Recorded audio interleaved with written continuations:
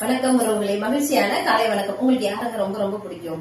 கணவன், மனைவி, நண்பர்கள், குழந்தைங்க, இது மாதிரி நிறைய சொல்லிட்டே போலாம் இல்லையா? ஆனா என்னதான் வாழ்க்கை நிறைய பாடத்தை கத்துக் கொடுக்குங்க. அப்படி யார் மாதிரி நம்ம இருக்கக்கூடாது. என்னையும் சேர்த்துதான் சொல்றேன். ஏன்னா ரொம்ப பிடிக்கும் எனக்கு. அவங்கள என்ன சொல்றது, அது காரணமே சொல்ல முடியாது. ரொம்ப அவங்க மேல அவங்கன்னா எனக்கு போதும், அவ்வளவு அன்பு அப்படிங்கிற மாதிரி அது யாரா இருந்தாலுமே வைக்காதீங்க.